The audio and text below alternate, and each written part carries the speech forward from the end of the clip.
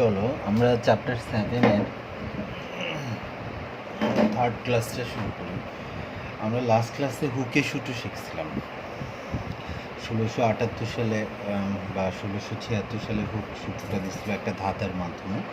ধাঁধাটা বইয়ে একটু ভুল দেওয়া ছিল। বইয়ে দেওয়া ছিল সিসি নোস্টা স্টাফ। হ্যাঁ, এখানে সিসি এর জায়গায় সিই অথবা ইসি হবে। সি নোস্টাস্টাফ অথবা ইসি নোস্টাস্টাফ। এটা পরবর্তীতে 18 বছর পরে হুক কী করছিল, ল্যাটিন বাক্য দিয়ে এটাকে সলভ করে দিয়েছিল এই ধাঁধাটাকে। আর টেন্সিও সিগভিস, ইংলিশে হচ্ছে এটা as the extension so is the force, বাংলায় হচ্ছে প্রসারণ প্রযুক্ত বলের সমানুপাতিক।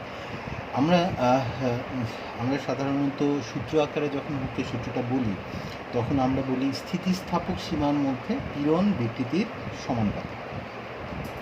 এখন এই যে পীড়ন বিকৃতির সমানুপাতিক বা এটাকে বলা যায় প্রত্যয়নী বল প্রসারণের সমানুপাতিক বা প্রসারণ প্রযুক্ত বলের সমানুপাতিক, এই জিনিসটাই আমরা আর একটু ভালো করে দেখার চেষ্টা করব, যে হুকের সূত্রটা প্র্যাকটিক্যালি বোঝার চেষ্টা করব হুকের সূত্রটা।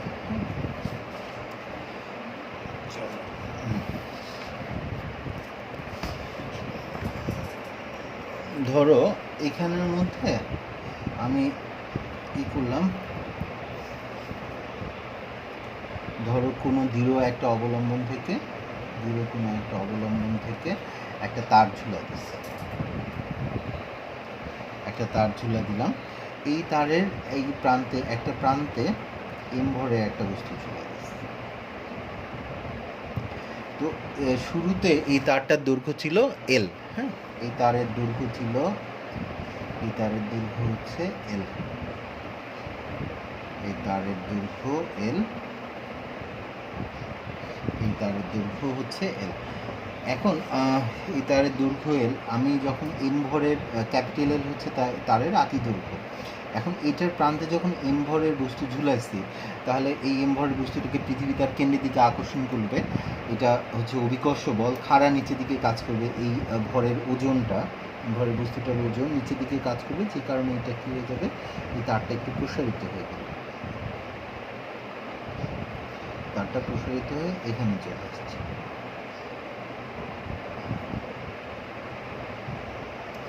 কারণটা বুঝতেছো, এই যে খাড়া নিচের দিকে ওজনটা কাজ করতেছে, মানে এমজি, এম যদি ভর হয়, এমজি হচ্ছে ওজন, এটা খাড়া নিচের দিকে কাজ করতেছে, এটার কারণে সে একটু প্রসারিত হয়ে গেছে। এই যে প্রসারণ স্মল,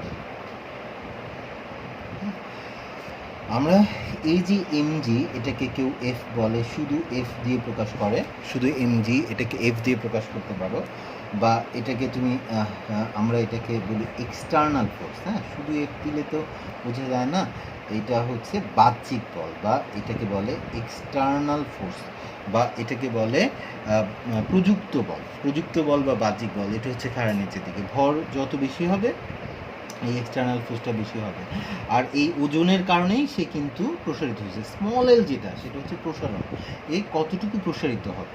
আর এটা যখনই প্রসারিত হয় তখন আমরা লাস্ট ক্লাসে শিখছি যে এই তারটার ভিতরে উপরের দিকে একটা কী হবে, প্রত্যয়নী বল বা একটা বাধা দানকারী বল সৃষ্টি হবে। এটা কিন্তু তুমি দাও না, এটা পদার্থের উপাদানের জন্য এটার ভিতরে একটা প্রত্যয়নী বল সৃষ্টি হয়। এটাও এই বলের মানের সমান, এটাও এফ, বা এটাকেও আমি এমজি বলতে পারি। কিন্তু এই এফটাকে বা এই ফোর্সটা, এই মানের দিক থেকে এই দুটো বলের মান দেখো সমান, কিন্তু এই এফটা হচ্ছে কিন্তু বাহ্যিক বল না, এই বলটা আমি দিচ্ছি, এই জন্য এটা এক্সটার্নাল ফোর্স বা বাহ্যিক বল বা আমার প্রযুক্ত বল। আর এই বলটা ওই পদার্থের ভেতরে নিজে থেকে সৃষ্টি হয়েছে, এই প্রসারণের কারণে এই বলটা সৃষ্টি হয়েছে। তাই এই এফটার নাম হচ্ছে এফ ইন্টারনাল, এটা অভ্যন্তরীণ বল, বা এটাকে আমরা বলি কি প্রত্যয়নী বল। প্রত্যয়নী বল তোমরা লাস্ট ক্লাসে দেখছো যে এটার একক ক্ষেত্রফলে যে পরিমাণ প্রত্যয়নী বল সৃষ্টি হয় সেটাকে আমরা বলি কি পীড়ন, বা সেটাকে আমরা বলি স্ট্রেস বা পীড়ন বলে। আচ্ছা, সেটা ব্যাপার না। আজকে আমরা যেটা শিখতে চাই সেটা হচ্ছে কি, আমি যত ভর বাড়াবো, একটা জিনিস কে কার সমানুপাতিক এটা বোঝা, যে আমি ভর বাড়ালে, ভর যদি বাড়াতে থাকে, যত ভর বাড়াবো, আমি 10 কেজি ঝুলাইছিলাম তাই এতটুকু প্রসারণ হয়েছে, ধর এখানে 10 কেজির জায়গায় 20 কেজি ঝুলাই দিলাম, তাহলে প্রসারণ কী হবে, আরও বেশি হবে। আমি যদি 30 কেজি ঝুলাই তাহলে এই প্রসারণটা কি আরও বাড়বে। তাহলে ভর যত বাড়াই, ভর বাড়ালে এখানে ভর যদি বাড়াই তাহলে প্রসারণটা বাড়বে। এখানে এই ভর যত কমাবো, ভর যত কমবে, প্রসারণটা তত কমবে। তাহলে কে কার উপর নির্ভর করে এটা শুধু তোমাকে দেখতে হবে। ভরটা প্রসারণের উপর নির্ভর করে নাকি প্রসারণটা ভরের উপর নির্ভর করে? কেন? কারণ আমি লিখতে চাচ্ছি এম সমানুপাতিক এল লিখবো নাকি এল সমানুপাতিক এম লিখবো, এটা শুধু বোঝা যে এম সমানুপাতিক এল নাকি এল সমানুপাতিক এম, এই জিনিসটা বুঝতে হবে।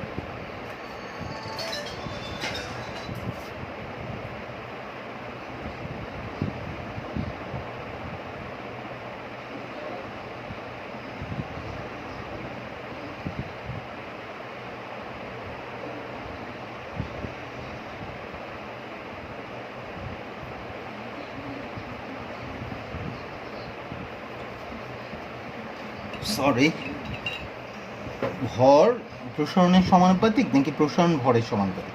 একটা জিনিস মনে রাখবা যে যে জিনিসটা স্বাধীন জিনিসটা সবসময় ডান দিকে থাকবে। পরে আমরা এইভাবে লিখি না, ফাংশন অফ এক্স এটা ইকুয়াল টু লিখলাম ধরো হচ্ছে 2x + 1, হ্যাঁ, এটা 2x + 1। তো এখানের মধ্যে এটা যেমন এক্সটা স্বাধীন, এক্সের মান যা খুশি তা হতে পারে, কিন্তু ফাংশন অফ এক্সের মান কিন্তু যা খুশি তা হতে পারে না।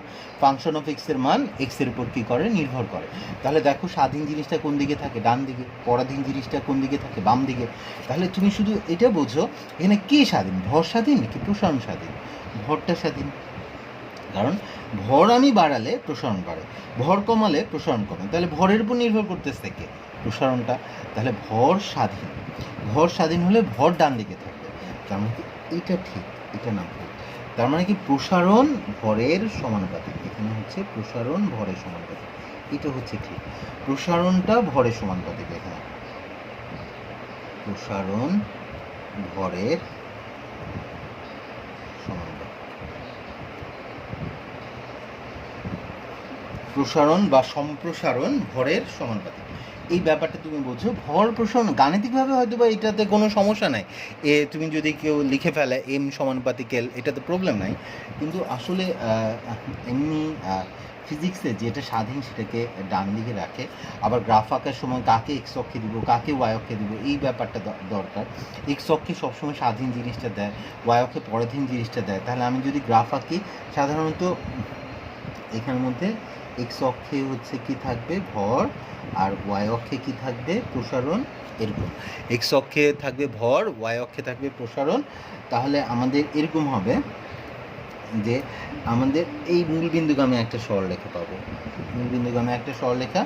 এটাকে স্থিতিস্থাপক সীমা বলে, যদিও এখানে একটু ঝামেলা আসছে, ঝামেলাটা তোমাকে পুরো ডিটেলস গ্রাফে, সম্পূর্ণ গ্রাফটাতে পরে দিয়ে বোঝাবো যে ঝামেলাটা কোথায়। তবে আমার হুকের সূত্রটা আমাকে বলে স্থিতিস্থাপক সীমার মধ্যে এই প্রসারণটা ভরের সমানুপাতিক হবে। মানে ও এ, এটা একটা স্ট্রেট লাইন, এটা একটা সরলরেখা। তুমি ভর যত বাড়াবা, এখানে দেখো ভর m1 ভর চাপালে, ভরটা যদি m1 হয় প্রসারণটা হবে l1। ভর যদি আরও বাড়াও, m2 করো ভর, দেখো ভর বেড়ে গেছে। ভর যত বাড়ছে প্রপোর্শনালি বাড়তে থাকবে, মানে প্রসারণটা বাড়তে থাকবে। ভর বাড়াতে থাকবো এরকম করে আস্তে আস্তে সরলরেখা এটা বাড়তেছে। ভর যত বাড়াবো, হ্যাঁ, ভর আরও বাড়ালা, m3 করে দিলা, প্রসারণ বেড়ে l3 হয়ে গেছে। তার মানে একেবারে সরলরেখা, স্ট্রেট লাইন, একদম সরলরেখা, একেবারে একটা সরলরেখা পাবা। হ্যাঁ, ও এ সরলরেখা। ও আমাকে বলছিল এই প্রসারণ ভরের সমানুপাতিক হবে, কিন্তু একটা শর্ত আছে, শর্তটা হচ্ছে স্থিতিস্থাপক সীমার মধ্যে। অবশ্যই এ তাহলে ইলাস্টিক লিমিট, বা ওরা বলে স্থিতিস্থাপক সীমার মধ্যে, স্থিতিস্থাপক সীমার মধ্যে প্রসারণটা ভরের সমানুপাতিক হবে। হ্যাঁ, আচ্ছা, এখন ওকে, ঠিক আছে, এটা বুঝলাম। হ্যাঁ, নেক্সট তোমাকে যেটা বুঝতে হবে, আমি আরেকটু এক্সটেন্ড করতে চাই। এখন তুমি খেয়াল করো এক্সটেনশনটা এমন যে আমি যদি এখানে ভর বাড়াই, হ্যাঁ, যত ভর বাড়াবো এখানের মধ্যে আমি যত এই একটা দৃঢ় অবলম্বন থেকে একটা তার ঝুলা দিয়ে এখানে ভর বাড়াইছে।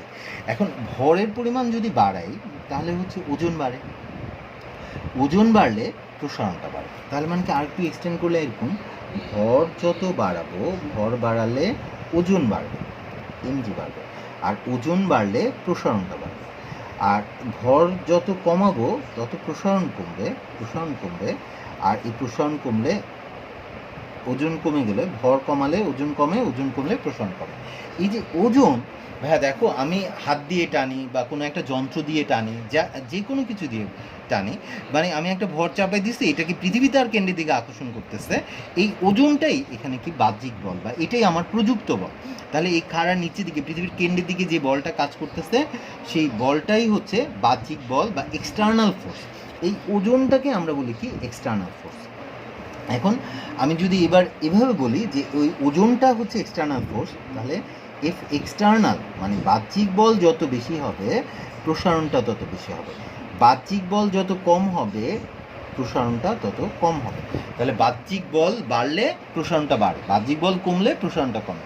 তাহলে এই প্রসারণটা কার উপর নির্ভর করতেছে? প্রসারণটা কার উপর নির্ভর করতেছে? ওজনটার উপর বা বাহ্যিক বলটার উপর। বাহ্যিক বল যত বাড়ে প্রসারণ তত বাড়ে, বাহ্যিক বল যত কমে প্রসারণ তত কমে। তাহলে স্মল এলটা এক্সটার্নাল ফোর্স বা এফ এক্সটার্নাল বা এই ওজনটার উপর নির্ভর করতেছে। তাহলে এবার কে স্বাধীন? স্বাধীন হচ্ছে এক্সটার্নাল ফোর্সটা, বাহ্যিক বলটা। তাহলে বাহ্যিক বলটার উপরে প্রসারণটা নির্ভর করবে। তার মানে কি আমরা বলতে পারবো এইভাবে, তাহলে মানে স্বাধীন জিনিসটা থাকবে ডান দিকে। তার মানে কি আমরা কোনটা লিখবো? এফ এক্সটার্নাল মানে আমরা কি এটা লিখবো, এল এক্সটার্নাল, এল সমানুপাতিক এক্সটার্নাল লিখবো, নাকি এফ এক্সটার্নাল সমানুপাতিক এল লিখবো? এটাই আমরা বুঝতে চাইতেছি যে আমাদের এটা ঠিক হবে নাকি এটা ঠিক হবে। স্বাধীন জিনিস যেহেতু ডান দিকে থাকে তার মানে এটা ঠিক এটা ভুল, মানে এটা লেখা উচিত হয় না। গাণিতিকভাবে দুইটাই ঠিক, কিন্তু আমরা গাণিতিকভাবে না ফিজিক্স পড়তেছি, ফিজিক্সে সবসময় ডান দিকে স্বাধীন জিনিসটা লিখতে হয়, কারণ আমাকে আবার গ্রাফ লেখার আছে। তার মানে কি এখন আমি যদি এটাকে একটু লিখি সূত্র আকারে, তাহলে ব্যাপারটা এমন দাঁড়াবে, প্রসারণ তো স্থিতিস্থাপক সীমার মধ্যে আমি বলবো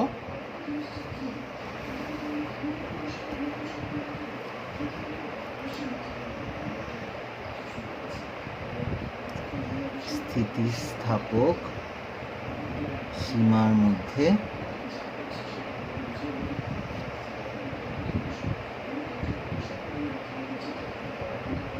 প্রসারণ প্রযুক্ত বলের সমানুপাতিক।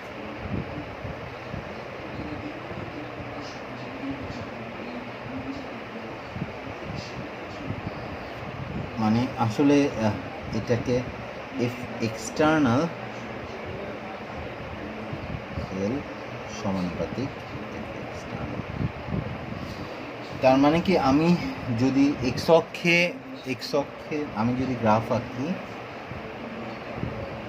এক্স অক্ষে স্বাধীন জিনিসটাকে দিতে হবে, তার মানে বাহ্যিক বল বা এক্সটার্নাল ফোর্স, এটা এফ দিয়ে প্রকাশ করে, এখানে এফ হচ্ছে এমজি, এটা হচ্ছে বাহ্যিক বলটা, বাহ্যিক বল বা এটা হচ্ছে প্রযুক্ত বল, বাহ্যিক বল বা প্রযুক্ত বল। হ্যাঁ, এদিকে দেওয়া হচ্ছে এক্সটার্নাল ফোর্স, হ্যাঁ এক্সটার্নাল ফোর্স বা বাহ্যিক বল বা প্রযুক্ত বল এক্স অক্ষে, আর ওয়াই অক্ষে দেওয়া হবে তাহলে প্রসারণ। প্রসারণ এটাও দেখা যাবে মূলবিন্দুগামী সরলরেখায় পাওয়া যাবে, মূলবিন্দুগামী সরলরেখা পাওয়া যাবে। আমরা একটা নির্দিষ্ট সীমা পর্যন্ত আঁকতেছি আর কি, হ্যাঁ স্থিতিস্থাপক সীমা পর্যন্ত, স্থিতিস্থাপক সীমা পর্যন্ত এরকম মূলবিন্দুগামী সরলরেখায় পাবা। আর এখন হয়ে গেল, তার মানে কি প্রসারণ প্রযুক্ত বলের সমানুপাতিক। এখন নেক্সট তুমি যেটা খেয়াল করো এবার ভাই ইম্পর্টেন্ট, যে এই প্রসারণটা যত বেশি হয়, মানে এই প্রসারণের উপর নির্ভর করে ইন্টারনাল ফোর্সটা, মানে এই প্রত্যয়নী বল, এখানে যে তুমি প্রত্যয়নী বল বলো, এই ইন্টারনাল ফোর্স, অভ্যন্তরীণ বল, ওর অনেক নাম, প্রতিরোধমূলক বল, স্থিতিস্থাপক বল বা প্রত্যয়নী বল, যেটা এই তারের ভিতরে যেটা সৃষ্টি হয়েছে, যে বাধাদানকারী বল সৃষ্টি হয়েছে সেটা কিন্তু নির্ভর করে এই প্রসারণটার উপর। প্রসারণ যত বেশি হবে, এই এলের মান যত বেশি হবে, তত এই ইন্টারনাল ফোর্সটা তত বেশি হবে। এই প্রসারণ এটা যদি কম প্রসারিত হয়, তাহলে এই কম প্রসারিত হলে, তারটা কম প্রসারিত হলে এই বলটা কম হবে। এই যদি তার প্রসারিত, আমি বল দিলাম কিন্তু তার প্রসারিতই হলো না, তার যদি কোনো প্রসারিত না হয় তাহলে এই বলটা সৃষ্টিই হবে না। তাহলে এই প্রসারণ যত বেশি হয়, এই প্রত্যায়নী বল বা বাধাদানকারী বল এটার মান তত বেশি হয়। প্রসারণ যত কম হয়, এই বলের মান তত কম হয়। তার মানে কি, আসলে এবার আমি যদি বলি যে এখানে স্মল এল যেটা, আমাদের যে স্মল এল, এটার মান যত বেশি হয়, প্রসারণটা যত বেশি হবে, ইন্টারনাল ফোর্সটা বা প্রত্যায়নী বলটা তত বেশি হবে। বা এলের মান যত কম হবে, প্রসারণ যত কম হবে, এই ইন্টারনাল ফোর্স এটা তত কম হবে। এখন এই যে ইন্টারনাল ফোর্স, এই ইন্টারনাল ফোর্সটাকে আমরা বলি কি, প্রত্যায়নী বল। এটা হচ্ছে প্রত্যায়নী বল।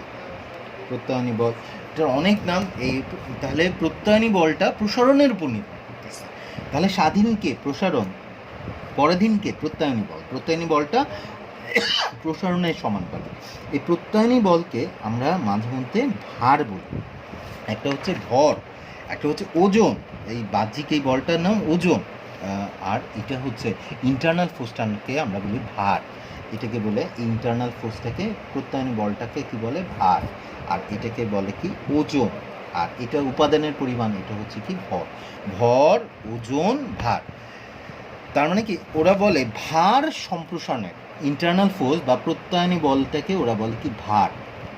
ওরা এভাবে বলে, স্থিতিস্থাপক সীমার মধ্যে, বলে স্থিতিস্থাপক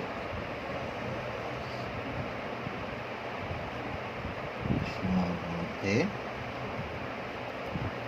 ওরা বলে ভার সম্প্রসারণের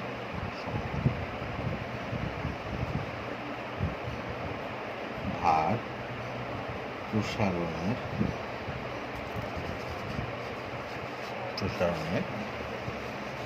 বা সম্প্রসারণের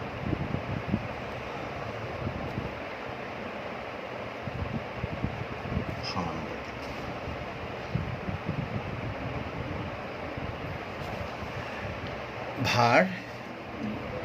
ভার না বলে তুমি এটাকে প্রত্যায়নী বল বা ইন্টারনাল ফোর্স বলতে পারো। হ্যাঁ,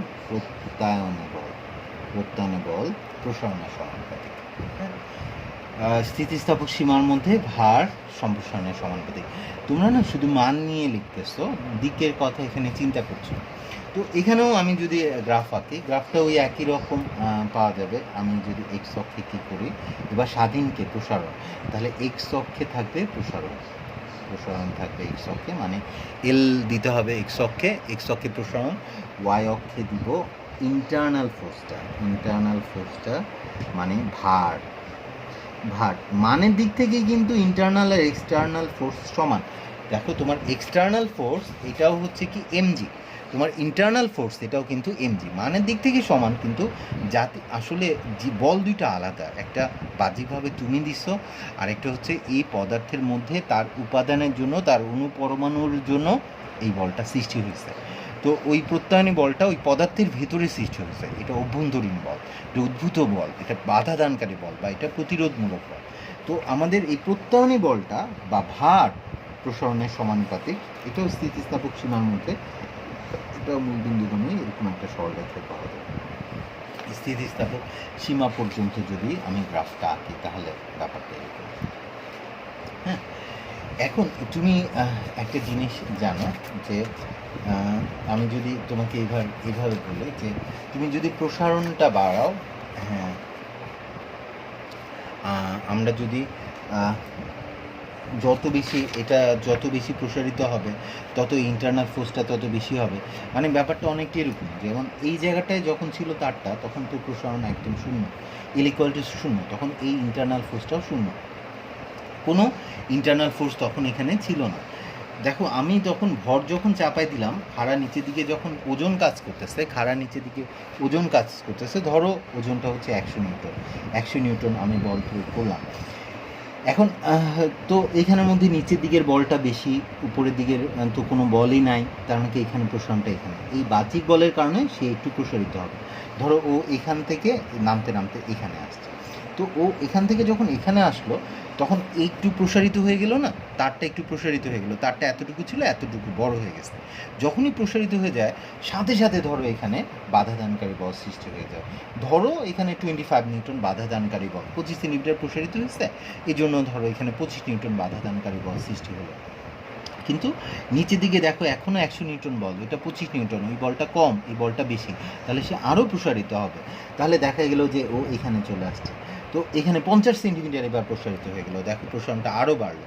50 সেন্টিমিটার প্রসারিত হওয়াতে এই প্রত্যয়নী বলের মান আরও বেড়ে এটা কী হলো 50 নিউটন। কিন্তু এখনও দেখো নিচের দিকের বলটা বেশি, উপরের দিকের বলটা কম, নিচে 100 নিউটন উপরে 50 নিউটন, মানে আরও সে প্রসারিত হবে নিচের দিকে নামবে। তাহলে ধরো এখানে আসছে, এবার 75 সেন্টিমিটার ধরো প্রসারিত হয়ে গেছে, তাহলে এখানে ধরো 75 নিউটন বল তৈরি হয়েছে। এটা কল্পনা করতেছি আর কি। দেখো এই বলটা বাড়তেছে, এটা প্রসারণ যত বাড়ে এই ইন্টারনাল ফোর্সটা বাড়তে থাকে। তো এখনও নিচে 100 নিউটন, ওইটা 75 নিউটন, এখনও এটা কম, মানে আরও প্রসারিত হবে। যেতে যেতে এখানে 100 সেন্টিমিটার প্রসারিত হয়েছে, ব্যাস এখানে 100 নিউটন বল হয়েছে। তার মানে কি 100 নিউটন সমান হয়ে গেল, ব্যাস এখানে এসে থেমে গেল, আর সেই প্রসারিত হয় না। তোমাকে যদি আরও প্রসারিত করতে চাও তাহলে তোমাকে আরও বেশি ভর দিতে হবে বা আরও বেশি ওজন দিতে হবে, তাহলে সে আরও বেশি প্রসারিত হবে। তাহলে ব্যাপারটা কি বোঝা যাচ্ছে যে এই প্রসারণের উপরেই কিন্তু এই ইন্টারনাল ফোর্সটা নির্ভর করছে। ও এই তারটা যত বেশি প্রসারিত হয় তত প্রত্যয়নী বল বা এই ভারের মান তত বাড়ে, বা ইন্টারনাল ফোর্সের মান তত বাড়ে, প্রত্যয়নী বলের মান তত বৃদ্ধি পায়। তাহলে প্রসারণ যত বেশি হবে ইন্টারনাল ফোর্সের মান তত বেশি হবে, প্রসারণ যত কম হবে ইন্টারনাল ফোর্সের মান তত কম হবে। এই কথাটাই তুমি বুঝতে হবে। আমার এক্সটার্নাল ফোর্স আমরা বুঝি, কিন্তু কারণ ওইটা আমি দিতে আসি প্রসারিত হচ্ছে, এটা খুব সহজে বোঝা যায়। অভ্যন্তরীণ বলটা তো আমরা দেখতে পাই না, ইন্টারনাল ফোর্সটা আমরা দেখতে পাই না, এই জন্য আমরা বুঝি না। এই জন্য আর এই চ্যাপ্টার পুরাটাই আলোচনা করবে ওই ইন্টারনাল বা প্রত্যয়নী বলটা বা অভ্যন্তরীণ বলটা নিয়ে। তো আমরা এই জিনিসটা বলতেছি, প্রসারণ যত বেশি হয় মানে এলের মান বেশি হলে প্রত্যয়নী বল বা ইন্টারনাল ফোর্সটা তত বেশি হবে। এফ দিয়ে ইন্টারনাল ফোর্সটা বলতেছে। এখন এল বেশি হলে এফ বেশি হয়। আবার বলতেছো এল যদি কম হয় মানে প্রসারণ যত কম হবে প্রত্যয়নী বল বা ভারের মান বা ইন্টারনাল ফোর্স মান তত কম হবে। আচ্ছা, প্রসারণ বেশি হলে ইন্টারনাল ফোর্স বেশি হয়, প্রসারণ কম হলে প্রত্যয়নী বল। কারণ কি আমি কি এইভাবে বলতে পারবো না, এল বাই এল এর মান যত বেশি হয় এফ বাই এর মান তত বেশি হবে, এল বাই এল এর মান যত কম হবে এফ বাই এর মান তত কম হবে। কারণ কি এল বাই এল এটাকেই বলে না বিকৃতি, এটাকে কি বলে বিকৃতি, এটাকে আমরা বলি কি বিকৃতি। বিকৃতি যত বেশি হয়, একটা তারের বিকৃতি যত বেশি হয় এফ বাই এ এটাকে আমরা বলে কি পীড়ন বা স্ট্রেস বলে, স্ট্রেস তত বেশি হয়। হ্যাঁ, আর বিকৃতি যত কম হয় পীড়ন তত কম হয়। তার মানে কি আমরা বিকৃতিকে সাধারণত ই দিয়ে অর এপসাইলন দিয়ে প্রকাশ করি, আর পীড়নকে আমরা সিগমা দিয়ে অর টাও দিয়ে প্রকাশ করি, টাও বা সিগমা দিয়ে প্রকাশ করি। বিকৃতি হচ্ছে ই বা এপসাইলন, ই অর এপসাইলন দিয়ে প্রকাশ করে, আর পীড়নকে আমরা সিগমা অথবা টাও দিয়ে প্রকাশ করি, টাও। তো আমাদের বিকৃতি যদি বাড়াই তাহলে পীড়ন বাড়ে, বিকৃতি যদি কমায় তাহলে পীড়ন কমে। তাহলে স্থিতিস্থাপক সীমার মধ্যে ওরা বলে পীড়ন বিকৃতি সমানুপাতিক, বলে স্থিতিস্থাপক সীমার মধ্যে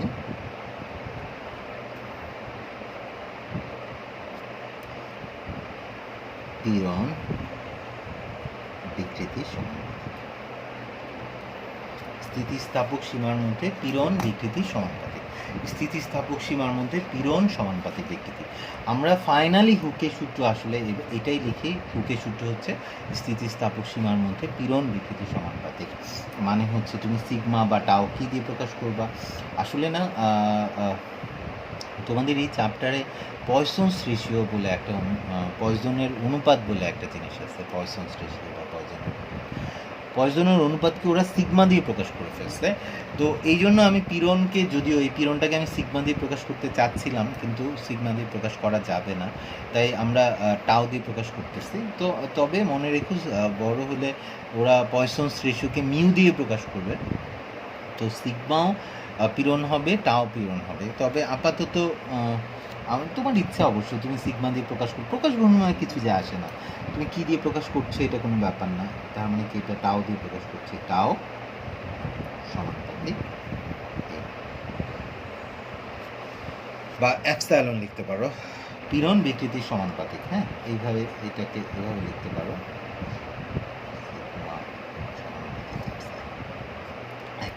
পীড়ন বিকৃতির সমানুপাতিক, পীড়ন বিকৃতির সমানুপাতিক।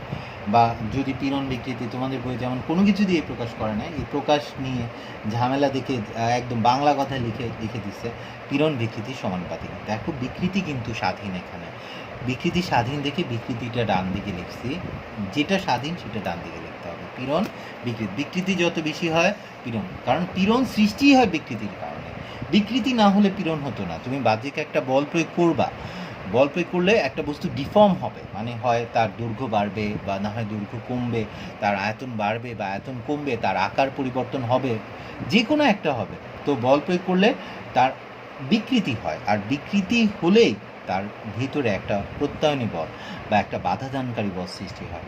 তার মানে কি, বিকৃতি যত বেশি হয় পীড়ন বা বাধাদানকারী বল বা প্রত্যয়নী বলটা তত বেশি হয়, তাই একক ক্ষেত্রফলে প্রত্যয়নী বলটার মান তত বেশি হয়।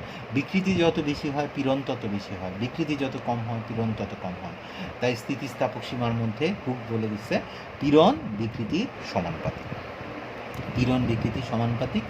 তো আমি যদি কী করি, স্থিতিস্থাপক সীমার মধ্যে পীড়ন বিকৃতি সমানুপাতিক, তাহলে গ্রাফ নিয়ে টেনশন করো না। তো এখান থেকেই কিন্তু তোমার পীড়ন বিকৃতি সমানুপাতিক কথাটা থেকেই কিন্তু স্থিতিস্থাপক গুণাঙ্কটা আসছিল। আচ্ছা যাক, ওইটা তো তোমাদেরকে লাস্ট ক্লাসে একটু বলছি। তো আজকে হচ্ছে আসলে হুকের সূত্রটা লাস্ট ক্লাসে এক লাইনে বলে ফেলছিলাম, তাই এটা একটু ডিটেলস বলতেছি। যে এক্স অক্ষে আমি যদি কী করি, এক্স অক্ষে আমি কি দিয়ে দিলাম, ধরো বিকৃতি দিয়ে দিলাম। হ্যাঁ, এক্স অক্ষে দিয়ে দিলাম বিকৃতি, ওয়াই অক্ষে দিয়ে দিলাম পীড়ন। এক্স অক্ষে দিয়ে দিচ্ছি বিকৃতি, ওয়াই অক্ষে পীড়ন, এক্স অক্ষে বিকৃতি,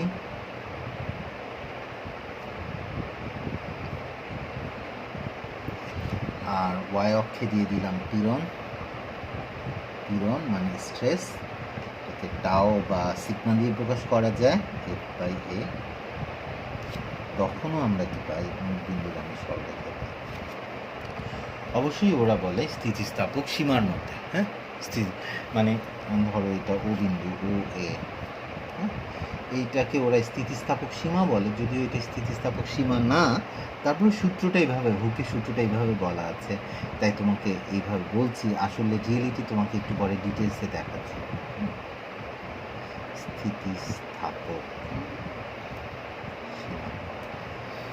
তো ওরা এরকম বলে স্থিতিস্থাপক সীমার মধ্যে পীড়ন বিকৃতির সমানুপাতিক। তো আমি যখন একটার পর একটা ভর চাপাতে থাকবো, ভর চাপাতে থাকলে, ভর বাড়ালে এটা আস্তে আস্তে প্রসারিত হতে থাকবে, মানে বিকৃতি বাড়তে থাকবে, তাহলে পীড়নও বাড়তে থাকবে।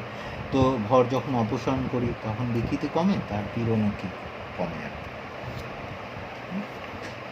আচ্ছা, আমরা যদি এভাবে বলি,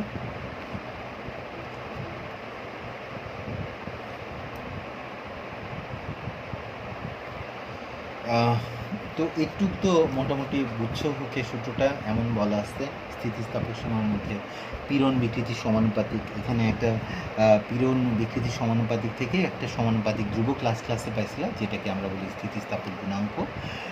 আর দৈর্ঘ্য পীড়ন সমানুপাতিক দৈর্ঘ্য বিকৃতি, সেখান থেকে আমরা পাইছিলাম দৈর্ঘ্য স্থিতিস্থাপক গুণাঙ্ক, যেটাকে ইয়ংস মডুলাস বা ইয়ংয়ের গুণাঙ্ক বলা। ওটুকু পর্যন্ত আমরা লাস্ট ক্লাসে দেখছিলাম। আজকে ইয়ংয়ের গুণাঙ্ক নির্ণয় করব, কিন্তু তার আগে তোমাকে এই গ্রাফটা, সম্পূর্ণ গ্রাফটা আমি দেখাতে চাই। তো এখন আমি যদি এটা সম্পূর্ণ গ্রাফটা আমরা দেখতে চাই, তো এটা সম্পূর্ণ গ্রাফটা আসলে আমরা দুই ধরনের পদার্থের জন্য দেখব। হ্যাঁ, আমরা একটা পদার্থ বা ম্যাটেরিয়াল, দুই ধরনের এই ভিন্ন ভিন্ন আমরা প্রপার্টিজ অফ ম্যাটার পড়তেছি, তো বিভিন্ন ধরনের পদার্থ বা বিভিন্ন ধরনের ম্যাটেরিয়াল থাকে।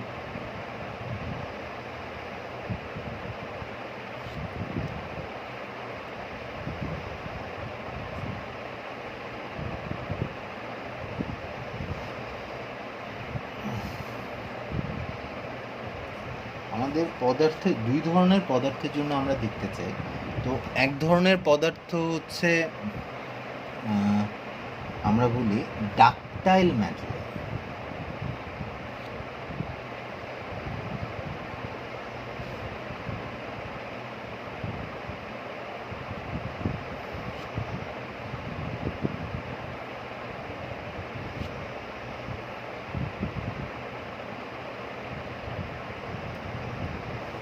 ডাকটাইল ম্যাটেরিয়াল যেমন ধাতব পদার্থগুলো, হ্যাঁ, ডাকটাইল ম্যাটেরিয়াল হচ্ছে ওরা নমনীয় পদার্থ বলতে পারে।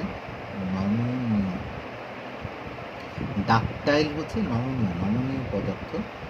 নমনীয় পদার্থের জন্য আমরা দেখব নমনীয় ডাকটাইল ম্যাটেরিয়ালের জন্য। আরেকটা আমরা দেখব হচ্ছে ব্রিটেল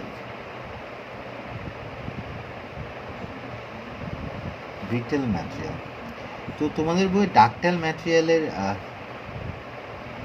ম্যাটেরিয়ালটা ভালো করে দেওয়া আসতে। ব্রিটেল, নমনীয় মানে কি, ব্রিটেল মানে কি, ব্রিটেল যেমন বিস্কুট, ভঙ্গুর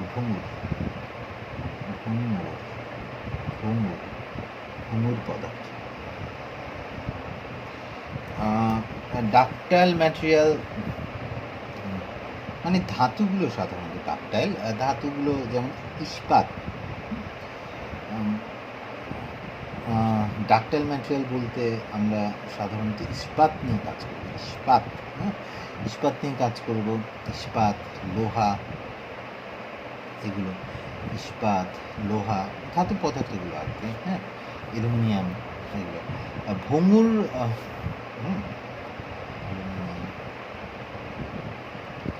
ব্রিটেল ম্যাটেরিয়াল মানে হচ্ছে দ্যাট ইজ ভঙ্গুর বা ব্রিটেল ম্যাটেরিয়াল বলতে আমরা বুঝাচ্ছি কাঠ, উড, তারপর হচ্ছে কাঁচ ভেঙে গুঁড়া হয়ে যায় যেগুলো, কাঁচ, কংক্রিট, সিমেন্ট দিয়ে যে কংক্রিট বানায়, কংক্রিট,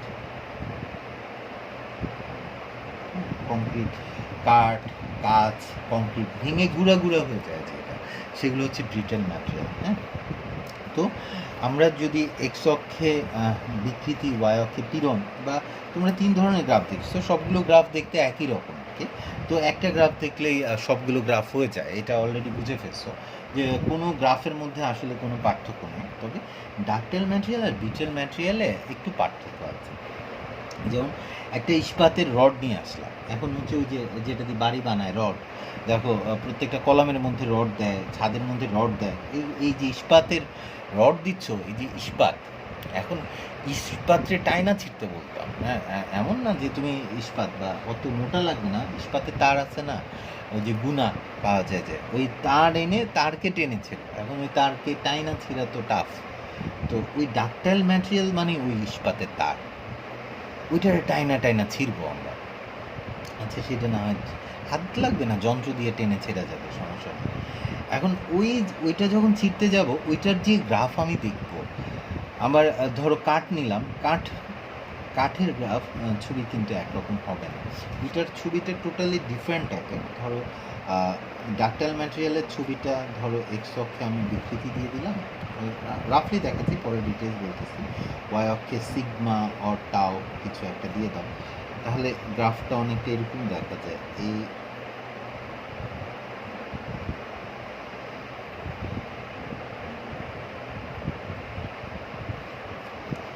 এরকম টাইপের দেখা যায় গ্রাফটা অনেকটা। ডাকটাইল ম্যাটেরিয়াল মানে ইস্পাতের জন্য, ধরো হ্যাঁ, এটা ইস্পাতের জন্য ছবিটা এক্স অক্ষে দেওয়া আছে বিকৃতি, আর ওয়াই অক্ষে দেওয়া আছে পীড়ন, এরকম গ্রাফ পাওয়া যায়। আর ব্রিটেল ম্যাটেরিয়াল কাঠের জন্য ধরো, বা কাচের জন্য, বা কংক্রিটের জন্য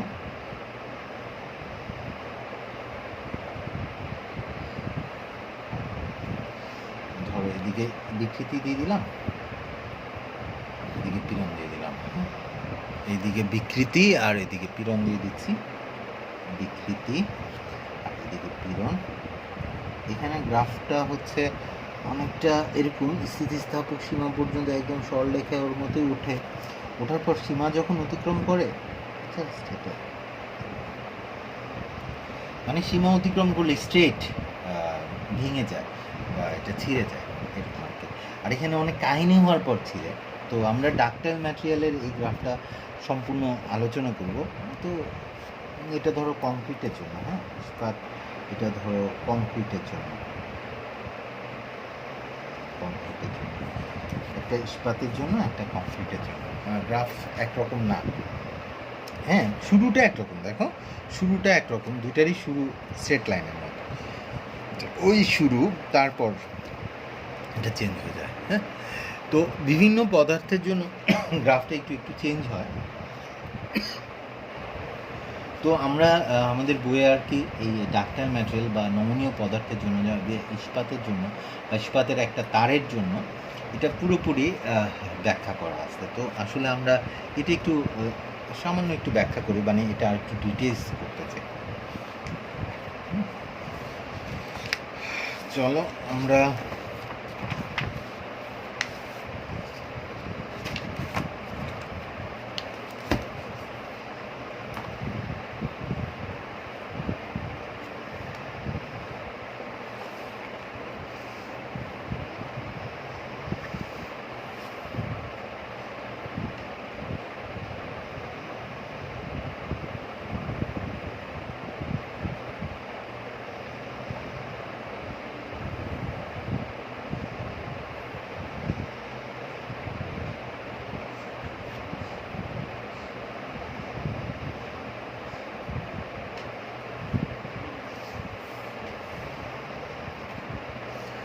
হ্যাঁ এক্স অক্ষে বিকৃতি দিতে পারে, এক্স অক্ষে বিকৃতি বা প্রসারণ এগুলো দিতে পারো এক্স অক্ষে। হ্যাঁ এক্স অক্ষে বিকৃতি দিতে পারো বা প্রসারণ দিতে পারো।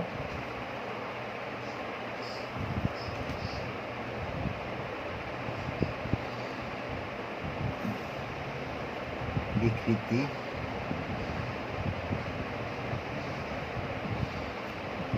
বিকৃতি দিতে পারো। আর ওয়াই অক্ষে যেটা দিচ্ছ, এক্স অক্ষে বিকৃতি দিচ্ছ, আর ওয়াই অক্ষে ধরো আমি পীড়ন দিয়ে দিচ্ছি। হ্যাঁ পীড়ন,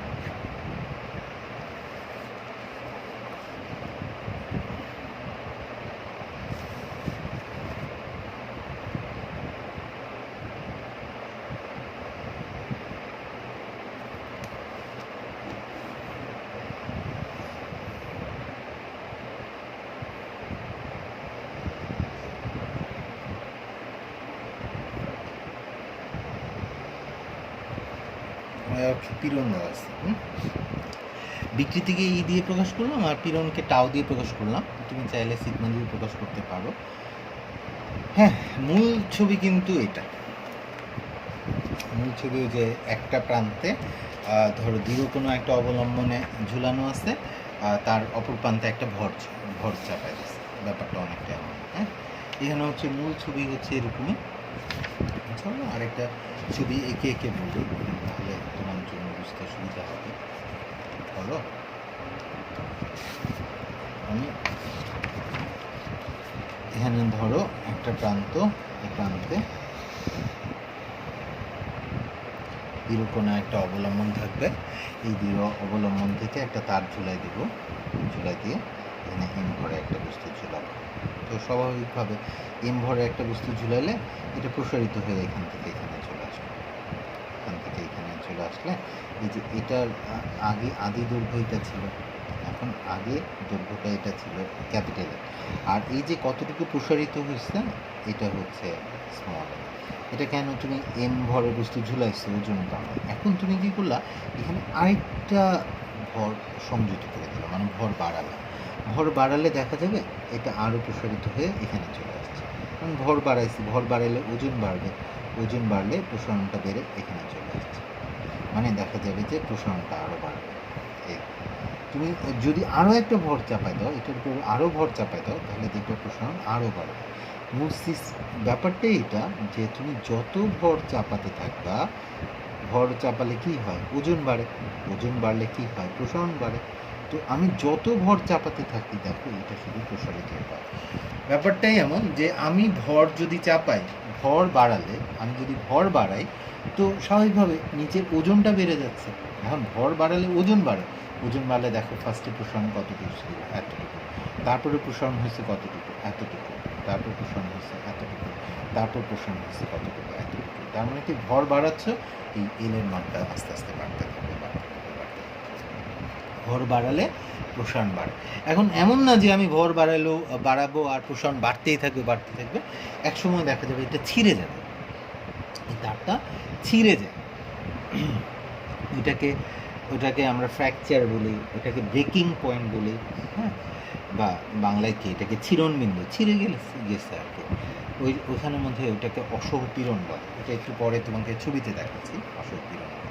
হ্যাঁ, এই জিনিসটাই আমরা এখানের মধ্যে দেখতে চাই যে আমি একটার পর একটা ভর চাপাবো, যে ভর চাপালে ওজন বাড়ে, ওজন বাড়লে প্রসারণ বাড়লে কি হয়? প্রত্যয়নী বল বা বাধাদানকারী বলটা বাড়তে থাকে। তো প্রসারণ যত বাড়ে বিকৃতি বাড়তেছে। প্রসারণ বাড়া মানে কি? যত প্রসারিত হচ্ছে তত বেশি বিকৃত হচ্ছে তারটা। আর বিকৃতি যত বাড়ে এটার ভিতরে পীড়ন বা স্ট্রেস বা এটার মধ্যে যে ইন্টারনাল ফোর্সটা, এই ইন্টারনাল ফোর্সটা বাড়তে থাকে। আর ইন্টারনাল ফোর্স বাড়া মানে কি? একক ক্ষেত্রফলে যে ইন্টারনাল ফোর্সটা সেটা কি বাড়তে থাকে। তো জাস্ট এই ইন্টারনাল ফোর্সটাই একক ক্ষেত্রফলে আমি যখন মাপি তখনই সেটাকে আমরা বলি কি? পীড়ন, বা সেটাকে আমরা বলি স্ট্রেস। আর এটা হচ্ছে স্ট্রেন, বিকৃতিকে বলি স্ট্রেন। তো এখানের মধ্যে গ্রাফটা অনেকটা এমন, প্রথমে একদম স্ট্রেট লাইন, সরলরেখার পর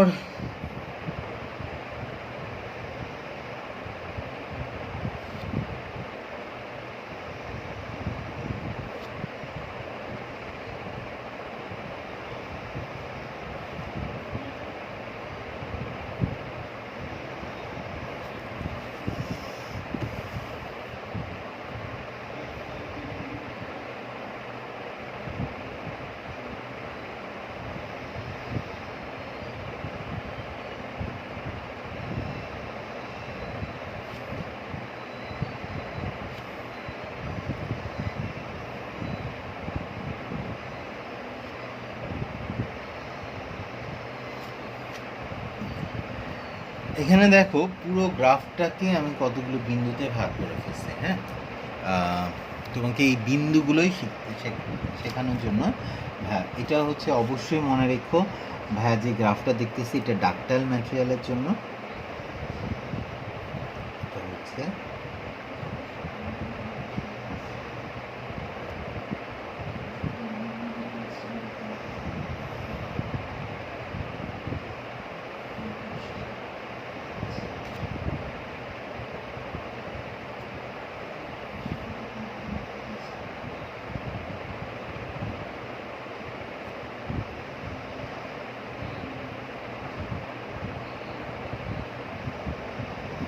ডাকটাইল ম্যাটেরিয়ালের জন্য স্ট্রেস স্ট্রেন ডায়াগ্রাম বা পীড়ন বিকৃতি লেখচিত্র।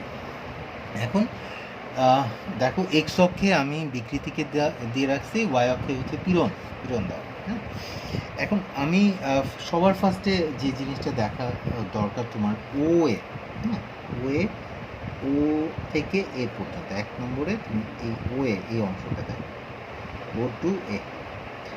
এই ও এ যেটা, বা ও এ, শুধু ও এ বলো, ও এ হচ্ছে একটা সরলরেখা।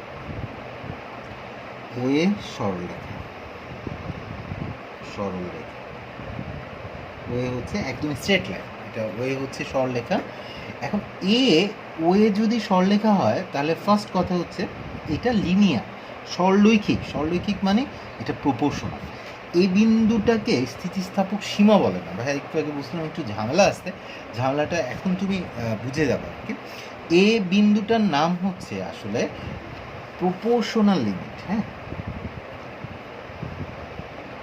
Proportional limit. হ্যাঁ, এ বিন্দুটার নাম, এই বিন্দুটাকে বলে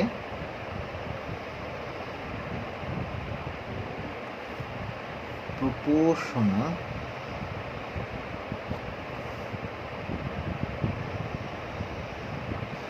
প্রপোর্শনাল লিমিট।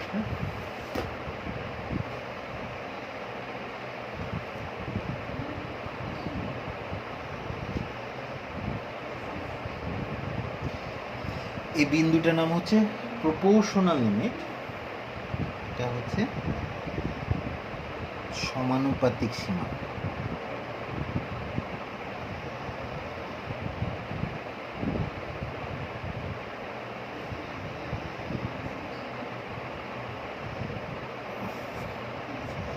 প্রপোর্শনাল লিমিট এই বিন্দুটারে বলে প্রপোর্শনাল লিমিট বা প্রপোর্শনাল লিমিট।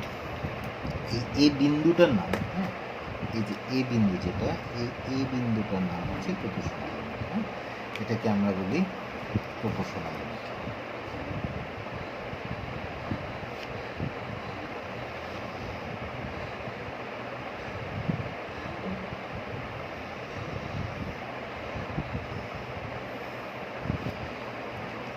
এখন এই যে ও এর সরলরেখা মানে কি, আমি যখন ভর চাপাতে থাকি, তো আমি যখন একটার পর একটা ভর চাপাইছি, প্রসারণ বাড়ছে, বিকৃতি বাড়ছে, বিকৃতি বাড়লে পীড়ন বাড়তে থাকে। দেখো এখানের মধ্যে আমি যখন এখানে ভর চাপাইতে থাকি, এর বলে লোডিং। লোডিং করলে এখানে চলে আসছে। দেখো এটা বিকৃতি হচ্ছে কতটুকু, এতটুকু, একটু হচ্ছে বিকৃতি, একটু বিকৃতির জন্য এখানে পীড়ন হচ্ছে কতটুকু, এতটুকু। ঠিক আছে, এখন তুমি কি করছো, আবার ভর চাপাইছো, আবার ভর চাপাইলে দেখো বিকৃতি কি হয়েছে, আরও বাড়ছে, বিকৃতি আরও বাড়ছে। দেখো এখানে বিকৃতি কি আরও বাড়ছে, বিকৃতি বাড়লে এখানে দেখো পীড়ন আরও বেড়ে যায়। বিকৃতি যত বাড়তেছে পীড়ন বাড়তেছে। এটা হচ্ছে তুমি একটার পর একটা ভর চাপাচ্ছ, এটাকে বলে লোডিং। যখন লোডিং হয় তখন এটা সরলরেখায় এটা হচ্ছে উপরের দিকে উঠতে থাকে, এরকম করে উপরে উঠতে থাকে। তো আমি আরও ভর চাপাইলাম, তার আরও ভর চাপাইলে দেখো বিকৃতি আরও বাড়ছে। বিকৃতি যত বাড়ে পীড়ন তত বাড়ে। মানে পীড়নটা বিকৃতি সমানুপাতিক। হ্যাঁ, এখানে বিকৃতি হয়েছে E1, E1 হলে এখানের মধ্যে পীড়নটা হচ্ছে কত, τ1। এখানে বিকৃতি হয়েছে E2, তখন এখানে পীড়নটা হচ্ছে τ2। এখানে বিকৃতি হয়েছে E3। দেখো এই বিকৃতির মান যত বাড়তেছে পীড়নের মান তত বাড়তেছে, পীড়নের মান বাড়তে থাকে, বাড়তে থাকে। বিকৃতি বাড়তেছে, পীড়নের মান বাড়তেছে। এটা সরলরেখা, এটা হচ্ছে লোডিং। এটাকে ওরা বলে লোডিং। লোড চাপাইতেছি, ভর চাপাচ্ছি, তাই এটাকে বলে ওরা লোডিং। লোডিং, লোড দিয়ে ওই যে যেমন লোডিং করে না। এখন আমি এই ওয়ে পর্যন্ত এইটাকে বলে সমানুপাতিকের সীমা, মানে প্রপোর্শনাল লিমিট। মানে ওয়ে রেখা পর্যন্ত আমরা বলতে পারি আসলে পীড়ন বিকৃতির সমানুপাতিক। ওয়েতে আমরা বলতে পারবো পীড়ন সমানুপাতিক বিকৃতি, এটা বলতে পারবো পীড়ন বিকৃতি সমানুপাতিক, মানে টাও সমানুপাতিক, এটা বলা যাবে পীড়ন বিকৃতি সমানুপাতিক বলা যাবে ওয়ে পর্যন্ত। এবং এখন ওয়ে রেখার যে কোনো একটা জায়গা থেকে তুমি যদি আনলোডিং শুরু করো, আনলোডিংটা কি ভাইয়া, যে এই যে ভর একটার পর একটা চাপাইছো, এখন একটা একটা করে ভর সরাই রাখলাম। হ্যাঁ, দেখো ভর যখন চাপাইছি ওজনের কারণে এটা কি হয়েছে, আস্তে আস্তে প্রসারিত হয়েছে। মানে ভর যত চাপাবো, ভর চাপাইলে কি হবে, এটা আস্তে আস্তে প্রসারিত হবে। হ্যাঁ, একটা ভর ছিল তখন একটু হয়েছে, আরেকটা ভর যখন যোগ করছো তখন ভর আরও বেশি হয়েছে, ওজন আরও বেশি হয়েছে, আরও প্রসারিত হয়েছে। মোটে ভর চাপাই দিতে থাকলে প্রসারণটা বাড়তে থাকে, বিকৃতিটা বাড়তে থাকে, বিকৃতি বাড়তে থাকে। যত ভর চাপাই, মানে ভর চাপাইলে প্রসারণ বাড়ে, মানে বিকৃতি বাড়ে, বিকৃতি বাড়লে পীড়ন বাড়ে। এটা লোডিংয়ের সময়। এখন মানে কী করতে চাই, একটা একটা করে ভর সরাইতে চাই। কারণ একটা একটা করে যদি ভর সরাই সেটাকে বলা হবে আনলোডিং। আমি যখন আনলোডিং করব, মানে একটার পর একটা ভর সরালাম, এখন তিনটা ভর ছিল তখন এতটুকু প্রসারিত ছিল, একটা ভর সরাই ফেললে এটা কী হয়, সংকুচিত হয়ে উপরে উঠে যায়। আরেকটা ভর সরাইলাম, এটা সংকুচিত হয়ে উপরে উঠবে, আরেকটা ভর সরাই, সে আবার আগের অবস্থানে ফিরে আসবে। মানে এ প্রথমে প্রসারিত হয়েছে, আনলোডিংয়ের সময় সে আবার কি হয়, সংকুচিত হয়। তো আমি এই বিন্দু থেকে যদি আনলোডিং করা শুরু করি, আনলোডিং করা শুরু করলে সে এই লোডিংয়ের সময় কি গেছিলো, ও থেকে এর দিকে গেছে। আনলোডিং করলে ও এ থেকে ও বরাবর এই সরলরেখাতেই কি হয়, ফিরে আসে, এভাবে ফেরত আসে। ফেরত আস্তে আস্তে দেখো কোথায় চলে আসে, একদম জিরোতে চলে আসে, মূল বিন্দুতে চলে আসে। মূল বিন্দুতে চলে আসা মানে কি বিকৃতি শূন্য। বিকৃতি শূন্য মানে কি সে আবার আগের অবস্থায় ফিরে আসে। মানে প্রপোর্শনাল লিমিট ওয়ে এই রেখাটার যে কোনো একটা জায়গা থেকে তুমি যদি ভর অপসারণ করো বা বল অপসারণ করো, তাহলে সে আবার আগের জায়গায় কি হবে, ফিরে আসবে। মানে এটাকে বলে আনলোডিং। আনলোডিংয়ের সময় সে, এই লোডিংয়ের সময় সে উপরে গেছে, আনলোডিংয়ের সময় সে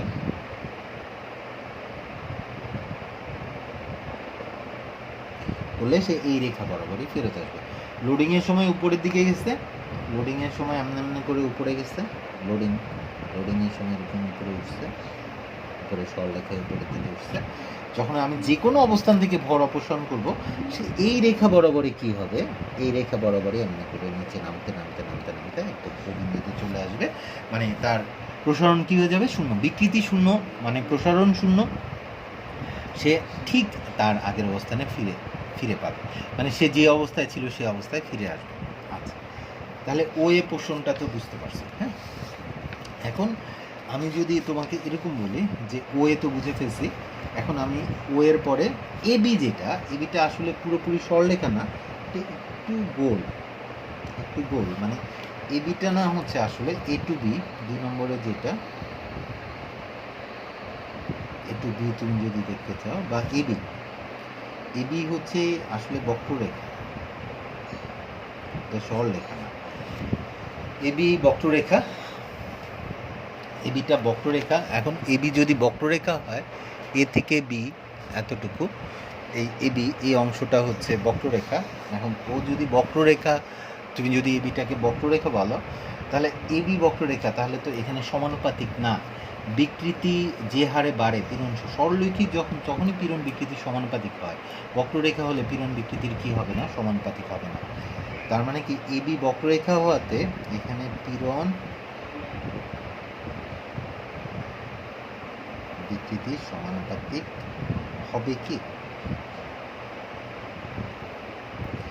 পীড়ন বিকৃতির সমানুপাতিক না। যেহেতু এটা বক্ররেখা, তাহলে পীড়ন বিকৃতির সমানুপাতিক না। আমি তোমাকে বলছিলাম, তোমাকে এই বি পয়েন্টটার মানে স্থিতিস্থাপক সীমা, যদিও হুকের সূত্রে বলা হয়েছে স্থিতিস্থাপক সীমা পর্যন্ত, এই যে বি পয়েন্টটার নাম হচ্ছে ইলাস্টিক লিমিট। আমরা বি পয়েন্টটাকে বলি স্থিতিস্থাপক সীমা, বা এটাকে আমরা বলি ইলাস্টিক লিমিট। বি বিন্দুর নাম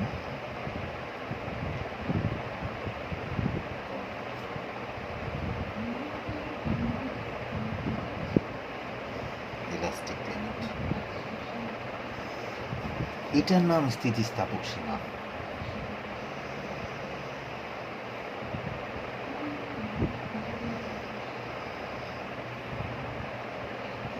তাহলে হুকের সূত্র কিন্তু পুরোপুরি ঠিক না। এই বি বিন্দুটাকে আমরা বলি স্থিতিস্থাপক সীমা, এটাকে বলে ইলাস্টিক লিমিট। এটাকে, এই বি বিন্দুটার নাম হচ্ছে আসলে ইলাস্টিক লিমিট। এখন ভাইয়া দেখো, এ বি অংশটাতে কিন্তু পীড়ন বিকৃতি সমানুপাতিক না। তার মানে কি, তোমরা তাহলে প্রপোর্শনাল লিমিটটা কি এ বিন্দুতে, তাই তো?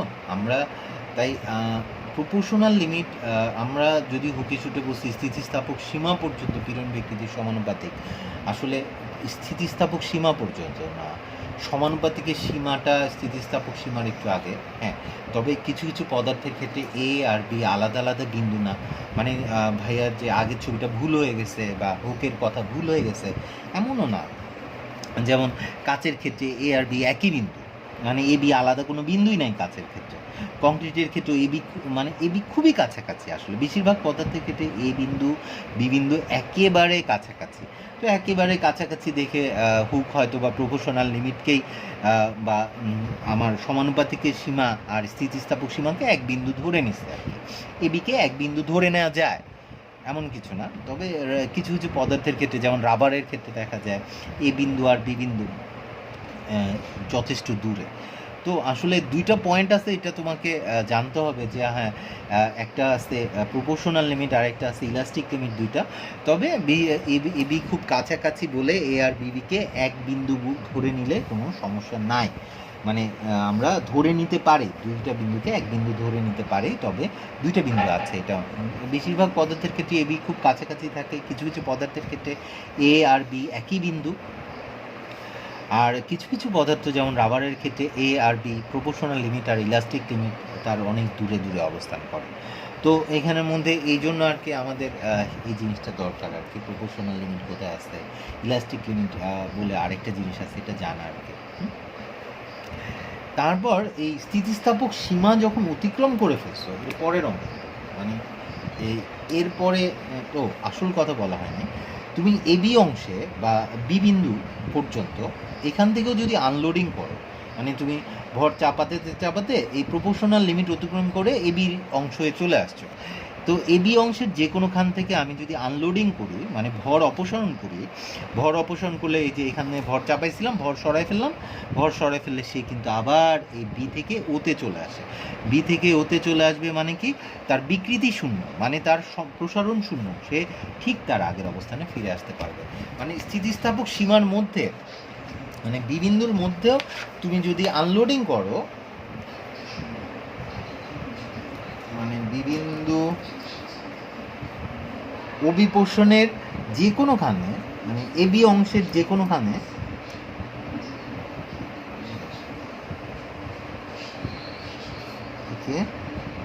তুমি আনলোডিং করলে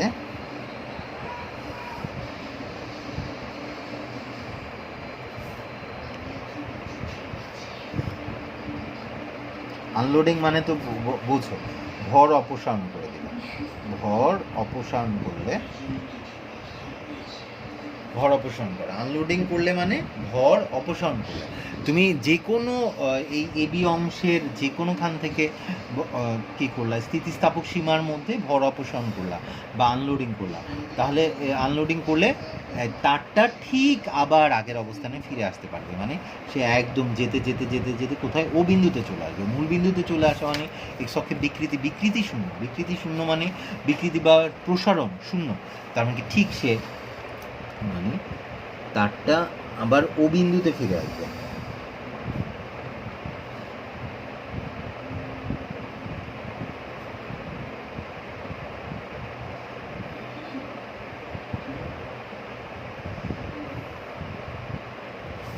পথে ও বিন্দুতে ফিরে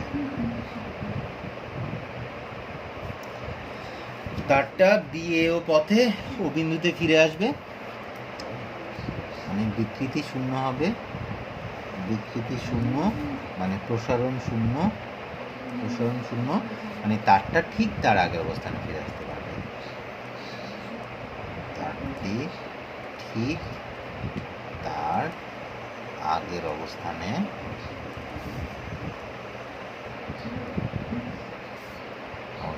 ফিরে আসবে, তারটা ঠিক তার আগের অবস্থানে কি হবে, ফিরে আসবে। আচ্ছা ঠিক আছে, তারটা ঠিক তার আগের অবস্থানে ফিরে আসলো। এখন আমি যদি তোমাকে এটা বলি যে এইবার স্থিতিস্থাপক সীমা অতিক্রম করব, হ্যাঁ মানে আমি বিয়ের পরে যেতে চাই, বিয়ের পরে যেতে চাই মানে এই অংশে আসতে চাচ্ছি,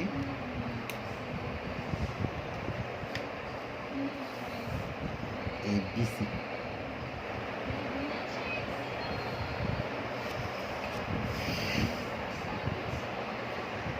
এই বিসিটাও বক্ররেখা, সিডিও বক্ররেখা, ডি বক্ররেখা, এ বক্ররেখার পরে সব বক্ররেখা, হ্যাঁ অবশ্যই। এখন আমার নাম এই বিসি অংশের সি বিন্দু, এটার নাম জানতে হবে, আর কিছু না।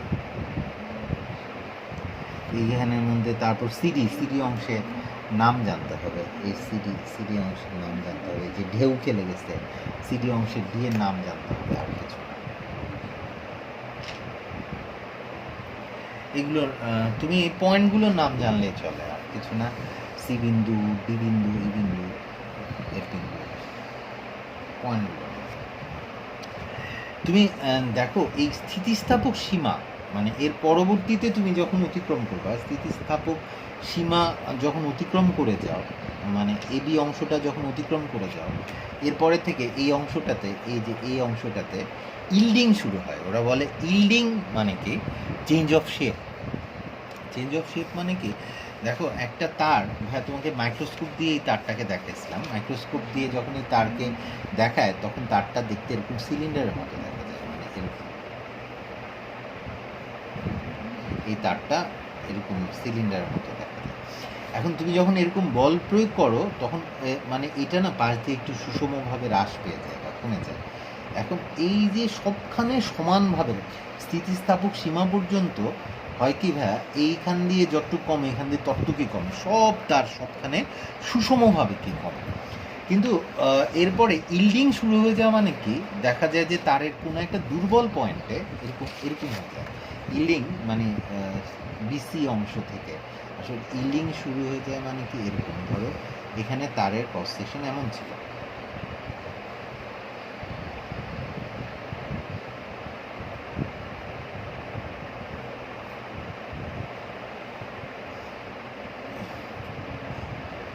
দেখো তারের কোনো একটা দুর্বল জায়গায় এরকম চিকন হয়ে গেছে, মানে এই তারের মাঝখানে এই কোনো একটা জায়গায় এরকম হয়ে গেছে, মানে প্রস্তুচ্ছেদ ক্ষেত্রফল কমে যায়, মানে হচ্ছে সুষমভাবে আর আসে, তো এই জায়গা মোটা আছে, এই জায়গা মোটা আছে, এই জায়গায় এরকম চিকন হয়ে গেল, তার মানে কি সুষমভাবে যে হ্রাস পাওয়াটা সেই সুষমভাবে আর হ্রাস হয় না, মানে হচ্ছে তারের ভিন্ন ভিন্ন জায়গায় ইল্ডিং হয়ে যাওয়া মানে কি ক্রস সেকশন বা প্রস্তুচ্ছেদ ক্ষেত্রফল এটা আনইভেনলি, মানে ইভেনলি সবখানে সুষমভাবে না, মানে কোনো জায়গায় বেশি কোনো জায়গায় কম, যে জায়গায় দুর্বল সেই জায়গা শুরু হয়ে যেতে থাকে, যে জায়গাটা সবল সেই জায়গাটা মোটা থাকে, মানে ক্রস সেকশন একরকম থাকে না, প্রস্তুচ্ছেদ ক্ষেত্রফল চিকন মোটা হয়ে যায়, তো এই জায়গা এটা ইল্ডিং হয়ে যায় মানে কি ও ছিঁড়ে যাচ্ছে এমন একটা ব্যাপার, হ্যাঁ চিকন হয়ে যাচ্ছে মানে কি ওই জায়গা তার ছিঁড়ে যাবে এমন একটা ভাব।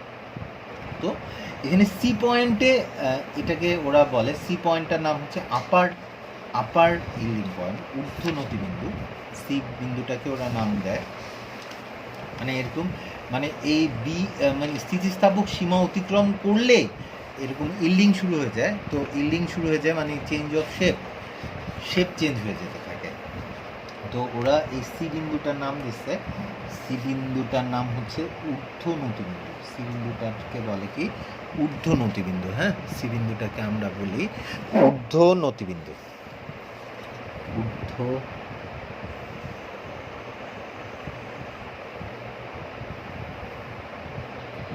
নতিবিন্দু বা আমরা বলি আপার YIELD, আপার ইল পয়েন্ট।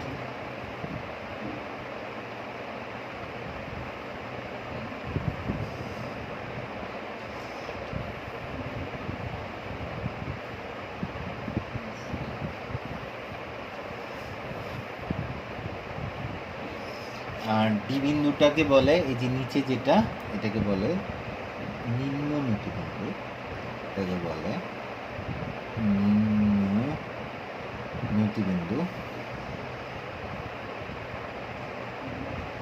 বা এটাকে বলে লোয়ার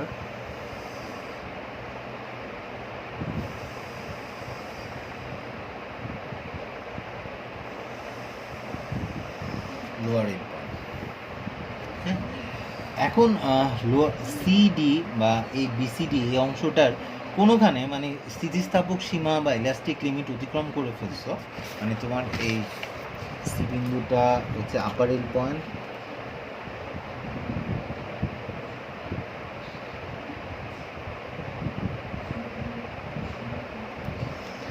এই ডি বিন্দুটাকে আমরা বলি লোয়ার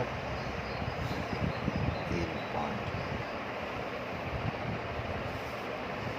লোয়ার ইল পয়েন্ট, আপার ইল পয়েন্ট লোয়ার ইল, মানে হচ্ছে এখানে শেপ পরিবর্তন হওয়া শুরু হয়, তো এখান থেকে চিকন হতে হতে হতে হতে হতে এখানে অনেক চিকন হয়ে যায়, মানে এখানে ছিঁড়ে যাওয়ার কথা ছিল, কিন্তু ডি পয়েন্টে এসে লোয়ার হিল পয়েন্টে এসে মানে যখন ক্রস সেকশন কমতে কমতে অনেক চিকন হয়ে গেছে, তখন সে হঠাৎ করে আবিষ্কার করে আরে আমার কাছে তো শক্তি অনেক বেশি শক্তি আসছে, তো ও কি করতে থাকে এরপরে শক্তি অনেক বেশি বুঝতে পেরে এবার দেখো সে নিচের দিকে নামা তো দূরে থাকুক, এইবার দেখো ওর স্ট্রেংথ বাড়তে থাকে, স্ট্রেসের মান বাড়তে বাড়তে এখানে চলে দেখো এই পুরো গ্রাফে এই পয়েন্টটা হচ্ছে ম্যাক্সিমাম পয়েন্ট, এর থেকে ম্যাক্সিমাম কিছু নাই। তার মানে কি এই, আচ্ছা ভাইয়া তোমাকে ওই ডিতে একটু পরে যাই, ম্যাক্সিমামে একটু পরে যাচ্ছি। তার আগে একটা কথা বলে নেই যে এই বিসিডি এই অংশটাতে মানে ইলাস্টিক লিমিট বা স্থিতিস্থাপক সীমা অতিক্রম করার পর তুমি যদি হঠাৎ মনে হয় যে হ্যাঁ আমি ভর তো একটার পর একটা চাপাচ্ছি, আমি এখন ভর সরাই, ভর অপসারণ করি, তাহলে কি হবে? তুমি যদি বিসিডি এই অংশটার কোনোখান থেকে ভর অপসারণ করো, তাহলে সে আর এই চিকন হয়ে গেছে যে তারটা, এই চিকন তারটা আবার মোটা হয়ে, এই যে তারটা যে চিকন হয়ে গেছে বিভিন্ন জায়গায় চিকন মোটা হয়ে গেছে, এই তারটা আবার আগের মতো মোটা হয়ে আবার আগের জায়গায় ফিরে আসতে পারে না। তাহলে আমি যদি এখান থেকে ভর অপসারণ করি বা এখান থেকে ভর অপসারণ করি, মানে এখান থেকে আমার ইচ্ছা হইলো যে ভর অপসারণ করবো, তাহলে কি হবে আসলে? ধরো এরকম জি একটা পয়েন্ট, এই জি পয়েন্ট থেকে তুমি যদি ভর অপসারণ করো বা আনলোডিং করো, তাহলে কি হবে? তাহলে সে এরকম বক্রপথে আর ফেরত আসতে পারে না। তাহলে কি হয়, এই জি পয়েন্টের থেকে সে কি করে, ও এ এটা সমান্তরালে ফেরত আসে। জি পয়েন্টের থেকে সে কি করবে, ও এর সমান্তরাল করে একটা রেখা টানতে পারবে না, ও এর সমান্তরাল করে একটা রেখা টানতে হয় না, এটা ধরো সমান্তরাল। ও এই যে জি পয়েন্টটা আছে, জি থেকে সে ফেরত আসে কোথায়, এই জি প্রাইমে ফেরত আসে। এখান থেকে সে ফেরত আসতেছে এরকম একটা পথে, আনলোডিং করলে, এইখান থেকে আনলোডিং করলে সে এরকম একটা পথে ফেরত আসবে, এরকম করে ফেরত আসতে আসতে এখানে ফেরত আসছে। এখান থেকে ফেরত আসছে মানে জি প্রাইমে ফেরত আসছে, সে কিন্তু আর মূল বিন্দুতে ফেরত আসতে পারলো না। তার মানে কি চিরকালের মতো এই বিকৃতিটা কিন্তু তার রয়ে গেল, মানে এতটুকু সে কিন্তু জি থেকে জি প্রাইমে আসছে, মানে সে এতটুকু ডিফর্ম হয়ে গেছে, তার এতটুকু বিকৃতি থেকে যাবে, চিরকালের মতো সে একটু প্রসারিত হয়ে যাবে, মানে এই প্রসারণটা তার আর যাবে না, মানে এই বিকৃতিটা তার থেকেই যাবে। মানে ইভেন এরপরে যে কোনো একটা অবস্থান থেকে জি কেন তুমি হচ্ছে ধরো এখানে আনলোডিং করবা, মানে স্থিতিস্থাপক সীমার পর জি ধরো এইচ, এই এইচ একটা পয়েন্ট নিয়ে নিলাম, এইচ পয়েন্ট থেকে তুমি আনলোডিং করবা, সে কি করবে, এইটা সমান্তরাল করে এইচের থেকে একটা রেখা টানবে,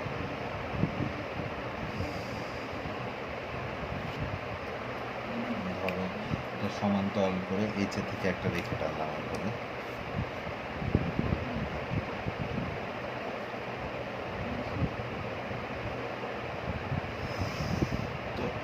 এটা ধরো এইচ প্রাইম। তো এখান থেকে আনলোডিং করলে এইভাবে স্থিতিস্থাপক সীমার পর যখন তুমি আনলোডিং করবা, সে আর ওরকম আঁকা বাঁকা পথে ফেরত আসতে পারে না, ওখান থেকে এই ও এর সমান্তরালে সে ফেরত আসে আনলোডিং করলে। তো কী করতেছো, আনলোডিং,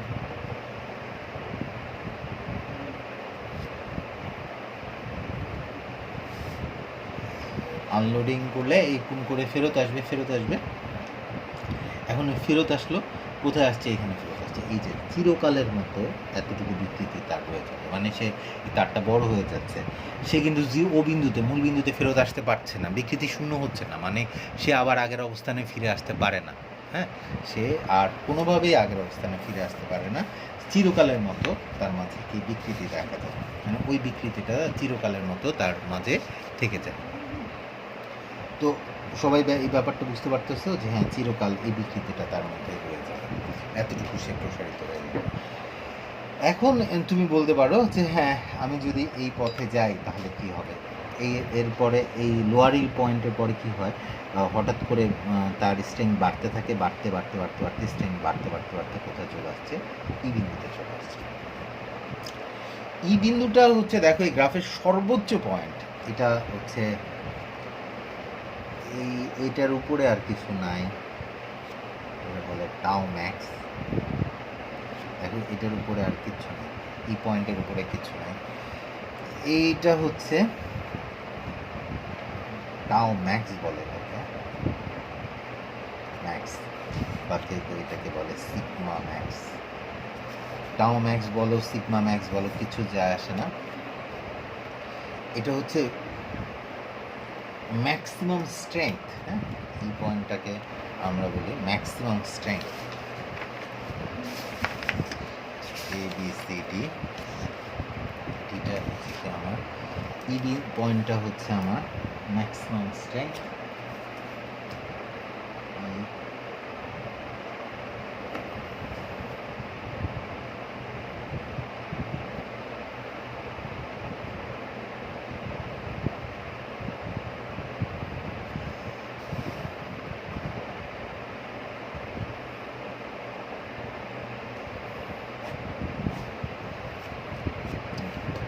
ম্যাক্সিমাম স্ট্রেংথ এটাকে ম্যাক্সিমাম স্ট্রেংথ বা শুধু ই পয়েন্টটাকে কেউ কেউ ইল পয়েন্টও বলে, হ্যাঁ, নতিবিন্দু, শুধু নতিবিন্দু বলে। তবে এটা ম্যাক্সিমাম স্ট্রেংথ বলো এটাকে, এটা হচ্ছে সর্বোচ্চ স্ট্রেস এখানে থাকে। এই টাওয়ে যে স্ট্রেসটা থাকে সেই স্ট্রেসটা, মানে এখানে পীড়নটা ই বিন্দুতে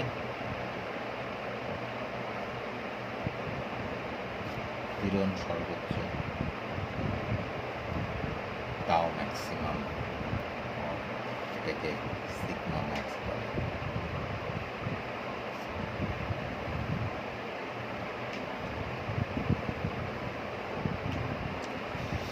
সর্বোচ্চ মানে এটা থেকে উপরে আর কোনো, এটা ম্যাক্সিমাম স্ট্রেস এই পয়েন্ট।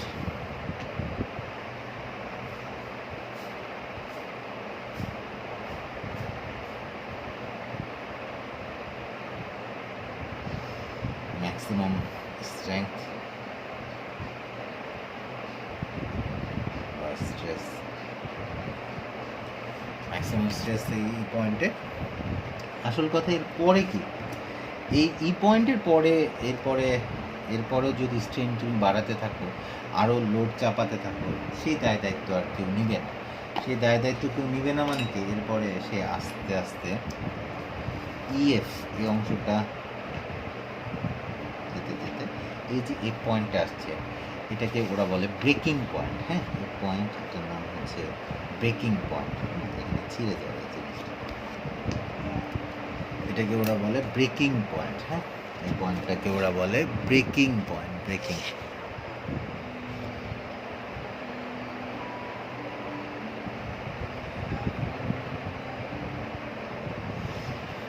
এটাকে ব্রেকিং পয়েন্ট বলে। হ্যাঁ, ব্রেকিং পয়েন্ট। তোমাকে এই পয়েন্টগুলোর নামে মনে রাখতে হবে। এই পয়েন্টটার নাম হচ্ছে ব্রেকিং পয়েন্ট। এখানে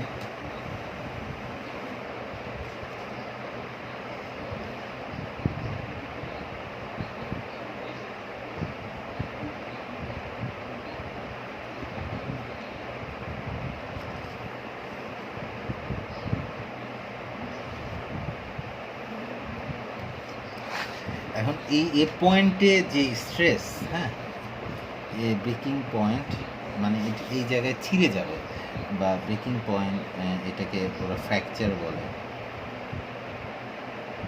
ফ্র্যাকচার মানে এখানে ছিঁড়ে যায়, মানে এই পয়েন্টে তারটা দেখো কত বেশি প্রসারিত হয়ে, মানে একটা স্টিলের তার, তুমি কেন বাড়িতে স্টিল ব্যবহার করো বোঝাই যাচ্ছে। দেখো সে কত বেশি প্রসারিত হওয়ার পর তারপর সে ফেল করবে, মানে সে ফ্র্যাকচার হবে বা ফেল করবে, এটা ফেল করবে মানে এটা ছিঁড়ে যাবে আসলে।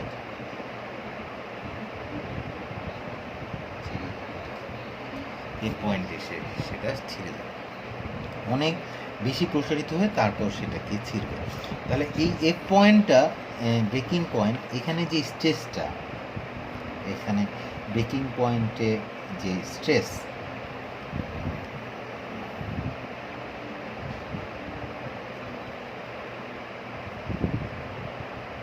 বিন্দুতে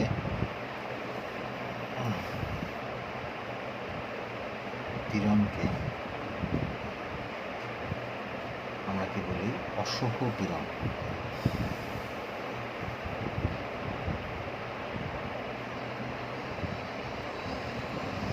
অসহ পীড়ন, অসহ পীড়ন মানে যেই পীড়নে একটা তার ছিঁড়ে যায়, যে এটাকে অসহ পীড়ন বলে। হ্যাঁ, ব্রেকিং পয়েন্ট, এই পয়েন্টে যে স্ট্রেসটা, সেই স্ট্রেসটাকে আমরা বলি অসহ পীড়ন। অসহ পীড়ন, অসহ পীড়ন। তো ধরো হচ্ছে যে পীড়নে, অসহ পীড়ন, অসহ পীড়ন হচ্ছে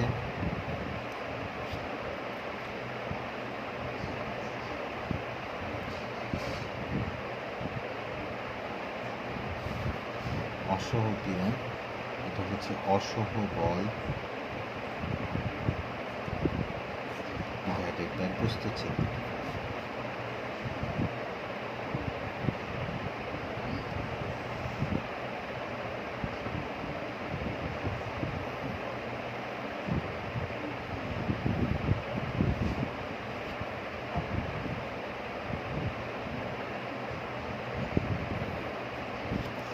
অসহ পীড়ন হচ্ছে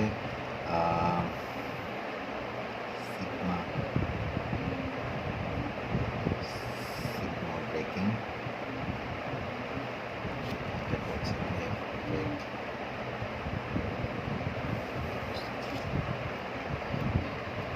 বা টাউন দিয়ে না বলে এটা সিগমা দিয়ে বলা যেতে পারে। সিগমা ব্রেকিং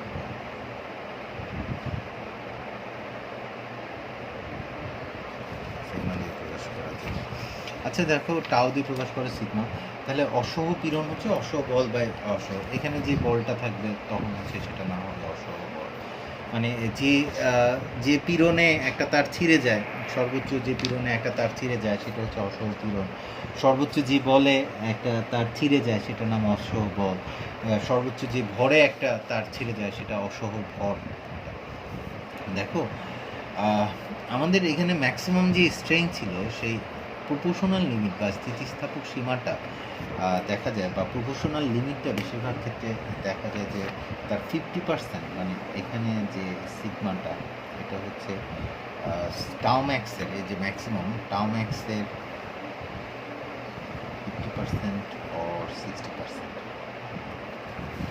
তো আসলে এই জন্য আমাদের ধরো 100 কেজি ভর চাপাইলে ধরো তারটা চিড়ে গেল, তাহলে স্যাররা সবসময় বলে যে তুমি কোনোভাবেই 50% বা 60% এর বেশি বল, মানে 50 কেজির বেশি ভর তুমি যাতে না চাপাও, কারণ 100 কেজিতে এটা ছিঁড়া যায়। তার মানে কি তার 50% বা 60%-এর মধ্যে, অবশ্য দেখা যায় 80% পর্যন্ত এটা স্থিতিস্থাপক থাকে, কিন্তু অত রিস্ক নেয় না তারা। কি প্রপোর্শনাল লিমিটটা বেশিরভাগ ক্ষেত্রে 50% থেকে 60%-এর মধ্যে থাকে। তার মানে কি আমরা সবসময় চাই যে স্ট্রিট লাইনের মধ্যে থাকতে, তাহলে আমি সবগুলো সূত্র অ্যাপ্লাই করতে পারি, মানে বলতে পারি যে হ্যাঁ পীড়ন বিকৃতির সমানুপাতিক, ভার সম্প্রসারণের সমানুপাতিক। মানে এখানে পীড়ন না দিয়ে কিন্তু এখানে ভার দেওয়া যেত, এই ভার মানে এফ দেওয়া যেত। এখানে বিকৃতি না দিয়ে কিন্তু এখানে প্রসারণ দেওয়া যেত, একই রকম গ্রাফ পেতাম, শুধু এল দেওয়া যেত। তো এখানের মধ্যে শুধু এফ দেওয়া যেত, এটা ভার, তাও একই রকম গ্রাফ দেওয়া।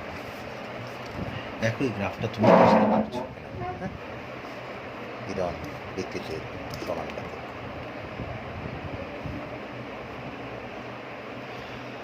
তোমাকে তো এক্স অক্ষে আমি কি করতে পারি, বিকৃতি না দিয়ে প্রসারণ দিতে পারি বা সম্প্রসারণ দিতে পারি, ওয়াই অক্ষে পীড়ন না দিয়ে ভার দিতে পারবো।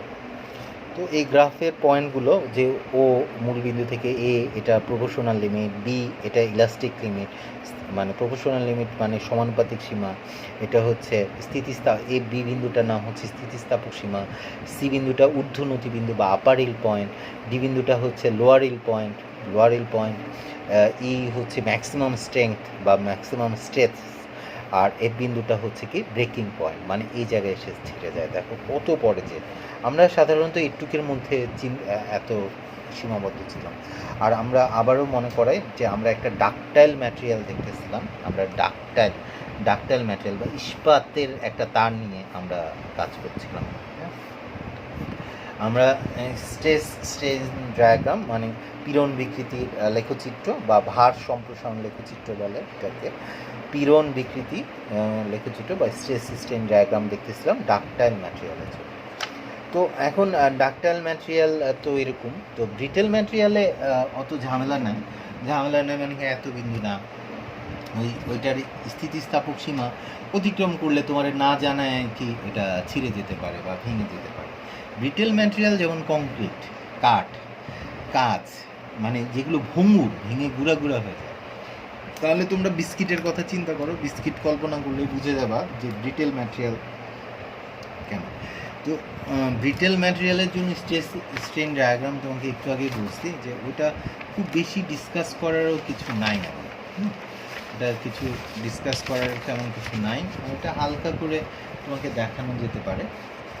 তো এখন তো এটা মোটামুটি বুঝতে পারছো। তো ব্রিটেল ম্যাটেরিয়ালে যেটা হয়, ব্রিটেল ম্যাটেরিয়ালে আমরা যেটা দেখতে পাই,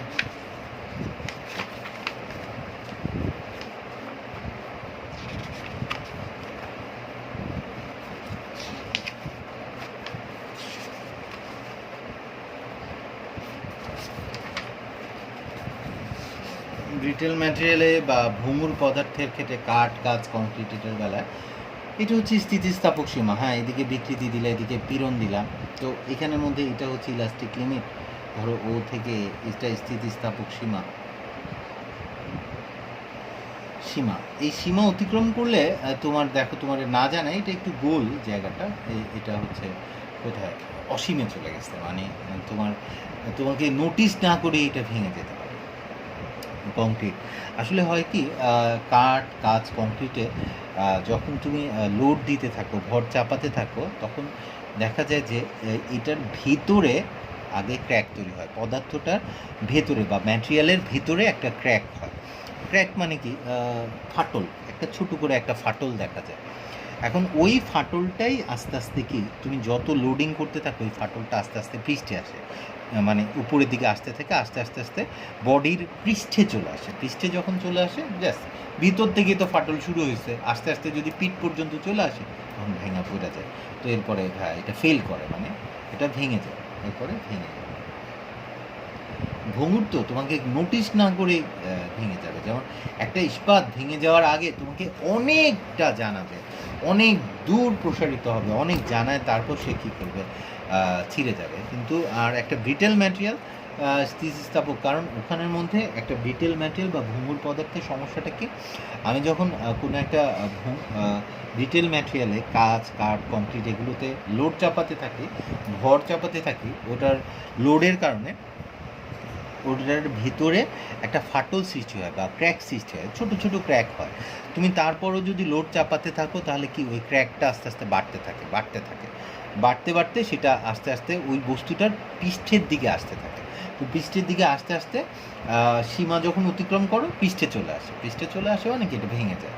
তো তোমাকে নোটিশ না করে ভেঙে চলে গেছে, এটা অসীমের দিকে, ইনফিনিটির দিকে চলে গেছে, এরপরে ভেঙে যাচ্ছে। তার মানে কি, আমার ডিটেল ম্যাটেরিয়াল নেই, এই জন্যই খুব বেশি আলোচনা করার কিছু নেই। তবে তোমাকে জানতে হবে ডাকটাইল, ব্রিটেল এরকম দুই ধরনের ম্যাটেরিয়াল আছে। ওকে,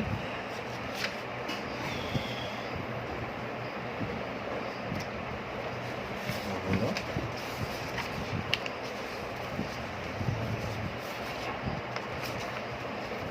আমাদের এই গ্রাফটা মোটামুটি বুঝছো আশা করি। গ্রাফটা দরকার ছিল আমাদের।